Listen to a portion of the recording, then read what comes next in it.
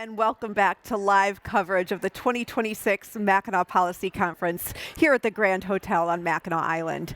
You know, Detroit youth advocates are working to create stronger pathways to stability and opportunity through mentorship, housing support, leadership development, and workforce readiness programs. Courtney Smith is CEO of Detroit Phoenix Center, and Shawn Wilson, CEO and President, Boys and Girls Club of Greater Detroit, are both here. Thanks for being here. Thanks for having me. Thanks for having us. You know, both of your organizations focus on creating opportunity for young people. What do you see as the biggest barriers Detroit youth are facing right now? Courtney, I'll start with you. Yeah, so that's a great question. Thank you for asking. In our lane of work, I would say the biggest barrier that many of the young people that we service are facing is just basic stability, right? According to Maslow's hierarchy of needs, if a young person doesn't have housing, if they don't have food, if they don't have water, it's hard for them to focus in school, it's hard for them to stay employed. And so those are some of the challenges that we work to address. It's really those basic needs to make sure that they have housing, that they have food, and that they have other opportunities so that they can go to school, so that they can thrive, and so that they can engage in the workforce. So how do you do that? So we do that by providing rapid rehousing. So that's one of our housing interventions where young people, it doesn't matter what their income is, it doesn't matter what their education level is. We believe that housing is a basic right. So we have rapid rehousing where we place young people in housing units. We also we have a 40-foot RV that goes around in the community to meet young people where they are, because we believe that we should be removing that transportation barrier that many of the young people have in accessing our services. That RV is fully equipped with a shower. It's equipped with a gaming unit, a kitchenette to remove that food insecurity barrier.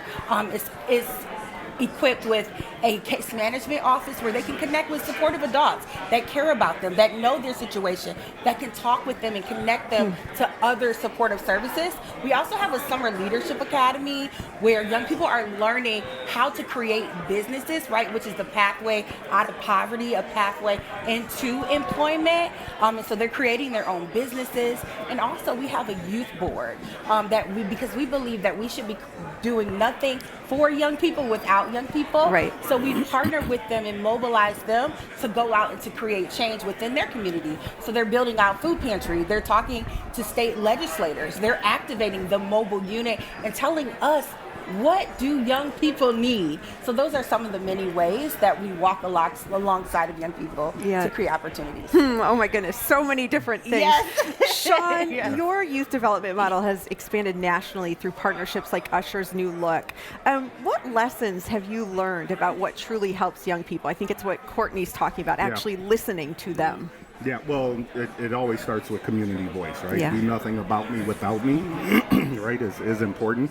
I think some of the lessons is that, you know, where we are right now, we have to provide them with multi forms of capital, right? And so to solve the issue, to help them move up the ladder, like what Courtney was talking about, it's not just one form of capital, economic capital, strong employment. That's only one piece of it.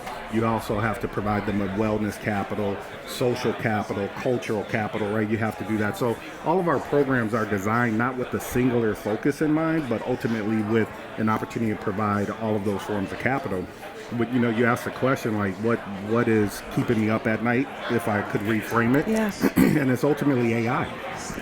Excuse me. You know, right now, I think the founder of Anthropic just predicted that in the next year or two, 50% of entry-level white-collar jobs will be automated. So if you're a young person who, you know, you've listened to what society told you, go to school, get good grades, go to college, get a degree, and you'll be fine, that's not panning out right now. So I think one of the things we have to do, and one of the things we're focused on, is we have to get very aggressive. It's urgent that we train our young people in this next generation on how to maximize AI, because it's the greatest barrier, but it's also the greatest opportunity.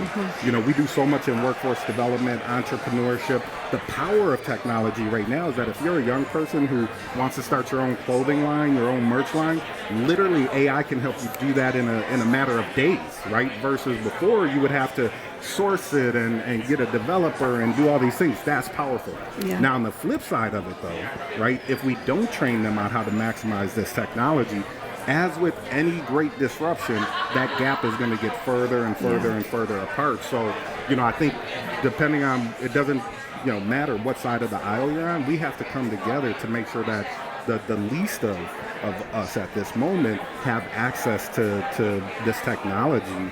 And lastly, I'll say you're already seeing it, right? Like with the, chat, Claude, you have different layers. There's a free version that gives you X amount of access, but you're limited, right? You only get so many hours of usage. And then the more you pay, right, the premium services, the more access you have to it.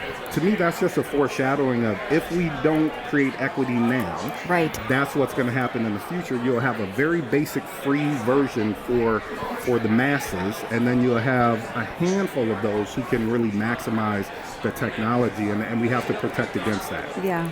I'm curious about how AI is figuring into your thinking, Courtney, as you're bringing these services to Detroit youth. Yes, so AI is a topic of today, right? Sure. And so I would definitely say that we're seeing young people access AI and creating their t-shirt designs. So they literally created their t-shirt design using AI, their business plan as a supplemental resource and support. And also it's important to note that a lot of young people, though AI is a huge tool, there's a big digital divide gap. And so young people can access AI. We work to remove that digital divide by providing them with laptops, by providing them with computers, by providing the training, right? So they can even maximize the opportunity. Yeah. So, yeah. Shawn, workforce readiness and mentorship are major parts of your work. How do organizations and how can they help young people see a future for themselves if they're also navigating, let's say, some of the issues that Courtney brought up, instability in housing, poverty, maybe holding on to some trauma? Yeah. Well, it kind of goes back to what I was sharing before. We have to take a multi-pronged approach to it. It's not as simple as just giving them skills to get a job. It's, helping them understand how to develop their social network, because what do they say? Your network is your net worth, right? And so if you have a strong social network, then you're able to be more mobile and adapt to all of these things that are happening. I think, wellness capital is really important, because, if you're born in poverty, there's trauma. There's real trauma there. Trauma and racism are the two driving forces of trauma for the youth that we serve. So we have to provide them with services to how to deal with those. And the power of AI, I'll kind of go back to that for a second, is, we've been working on this evaluation tool, this longitudinal tool that helps us track economic mobility and social mobility, right? We've been working on this for 7 years. How do you institutionally provide the various forms of capital I've been describing? So we've been working on that for a long time. Now, the last 2 years, by maximizing the technology that's really coming online, we've been able to accelerate that, probably 5 to 7 years quicker than if we did not have that technology. So, my push to people is, as much as folks are using it to make money, let's use it to make good. AI for good, right? Like we have to take that approach as well. Yeah. Shawn, Courtney, thank you so much for the time and the work that you're doing. Thank you. We now go back live to the theater for the recognition of Senator Gary Peters.